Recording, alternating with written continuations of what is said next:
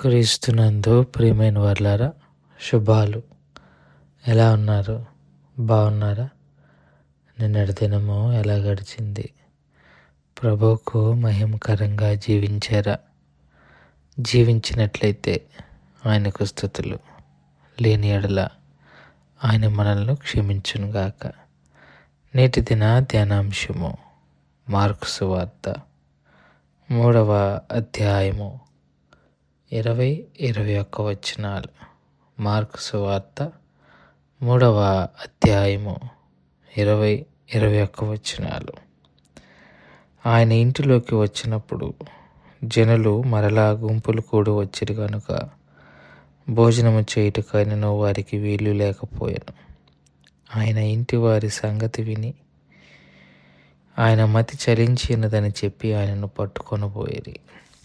దేవుని వాక్యాన్ని మన వెనికిల్లో దీవించి ఆశీర్వదించునుగాక.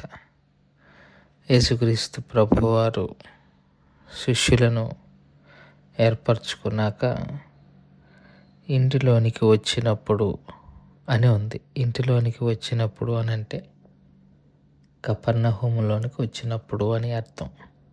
అంటే కపెర్నహూము యేసుక్రీస్తు ప్రభువారి పరిచర్య హెడ్ క్వార్టర్స్, అనగా మార్కు యాకోబు యొక్క ఇల్లు, మార్కు ఆంద్రేయ వారి ఇల్లది కపెర్నహూములో ఉంటుంది. సో ఇంటికి వచ్చును అని అంటే దాని అర్థం ఆయన కపెర్నహూమునకు వచ్చారని. ఎప్పుడైతే ఆయన కపెర్నహూమునకు వచ్చాడో విపరీతమైన జన సమూహము యేసు యొద్దకు రావటాన్ని మనం చూస్తాం. ఇది అప్పుడు ఇంకా పరిపాటి ఆనవాయితీ. ఆయన వచ్చారు అంటే ఇక విపరీతమైన జన సమూహము ఆయన ఉన్న ప్రాంతంలో చుట్టుముట్టటము, అది ఇంకా వారికి అలవాటైన పని. యేసు ప్రభువారు కూడా దాన్ని ఇంకా యాక్సెప్ట్ చేశారు. ఇప్పుడు జనసమూహం ఎంతలాగా విస్తరించింది అంటే కనీసం యేసు ప్రభువారు వారి శిష్యులకు రోజువారీ దినచర్య చేయటానికి కూడా ఇబ్బంది అయింది. అనగా తినటము, పడుకోవటము, కాలకృత్యాలు తీర్చుకోవటం, అటు అన్ని విషయాల్లోనూ వారికి కాస్త ఇబ్బంది కలిగిన పరిస్థితి. వారెవరూ ఆహారం కూడా సరిగ్గా తీసుకోలేనంత విస్తారమైన జనసమూహము ఆ ప్రాంతంలోనికి రావటాన్ని మనం చూస్తాం. అంటే యేసు ప్రభువారు స్వస్థపరుస్తున్నాడు, దెయ్యాలు వెళ్ళగొడుతున్నాడు. ఇక అదే ధ్యేయంతో వారు ఉన్నారు. యేసు ప్రభువారిని వెంబడించాలి అన్న విపరీతమైన జనసమూహము కేవలము ఆయన నుండి స్వస్థతను ఆశించి వస్తుంది. నేటి క్రైస్తవ సంఘాలు కూడా అలాగే ఉన్నాయి. సత్యాన్ని పక్కన పెట్టి తమ సొంత అవసరతలను నెరవేర్చుకోవటానికి ప్రభువును అంగీకరించినట్టుగా మనం చూస్తాం.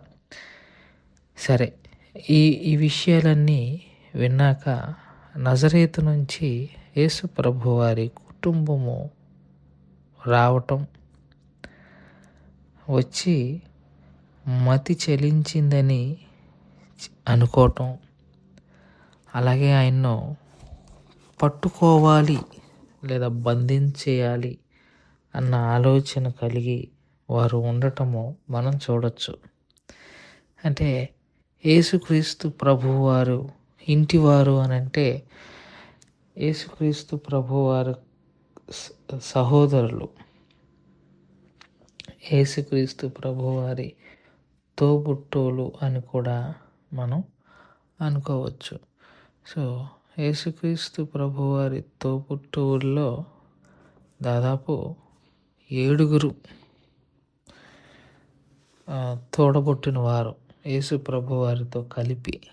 సో వీరందరూ యేసు ప్రభువారి గురించి వచ్చి విని ఈయనేనా మనం చిన్నప్పుడు పెరిగింది, చిన్నప్పుడు ఆడుకుంది, ఇప్పుడేంటి ఇట్లా ప్రవర్తిస్తున్నాడు అని యేసు ప్రభువారి మాటలు విని వారు ఆయనకు మతి భ్రమించిందని తలంచి ఆయనను పట్టుకొని బంధించి ఇంక మళ్ళీ చెప్పకుండా తీసుకొని వెళ్ళిపోదాము అన్న ఆలోచన గలవారై ఉన్నట్టుగా మనం చూడొచ్చు. సో, నిజమే. సొంత ఇంట్లో గౌరవం ఉండదు. సొంత వారి మధ్య ఎందుకంటే మనలో మనతో పాటు పెరిగాడు, మనతో పాటు ఉన్నాడు అని, లేకపోతే మన ఇంట్లో వాడే కదా అని, అలవాటైపోయాడు కదా అని మనిషిని తేలిక తీసుకోవటం, చులకన చేయటం కొన్ని కొన్ని సందర్భాల్లో కనిపిస్తూ ఉంటాయి. టేక్ ఇట్ ఫర్ గ్రాంటెడ్ అంటారు. అట్లాగా యేసు ప్రభువారిని కూడా తమ సహోదరులు టేక్ ఇట్ ఫర్ గ్రాంటెడ్ అంటే, ఏంటి ఈడు ఇట్లా పిచ్చోడిలా ప్రవర్తిస్తున్నాడు, మనోడేనా, మనోడు కాదా, దెయ్యం పట్టింది ఏంటి, అట్లా మాట్లాడుకుంటాం కదా, అట్లాగా యేసు ప్రభువానని ఇక ఎట్లాగైనా ఇతని విపరీత చేష్టలు మనం ఆపి చేయాలి అన్న ఉద్దేశం కలిగిన వారే ఆయనను ప్రచురించకుండా, లేకపోతే ఆయనను పరిచర్య చేయనీయకుండా వీరు ఆపే ప్రయత్నం చేస్తున్నట్టుగా మనం చూస్తాం. ఎవరు ఆపినా ఆయన ఆపే దేవుడు కాదు, ఆయన ఆగే దేవుడు కాదు, ఆయన చిత్తము నెరవేర్చుకొని వెళ్ళగలిగిన దేవుడని మనం చేసుకుంటూ ఈ మాటలను ఇంతటితో ముగించుకుంటున్నాను. దేవుడు దీవించి ఆశీర్వదించును గాక. ప్రార్థన చేసుకుందాం. మమ్మల్ని మిక్కిలిగా ప్రేమించిన మా ప్రియ పరలోకపు తండ్రి, మీ పాదాలకు స్తోత్రాలు.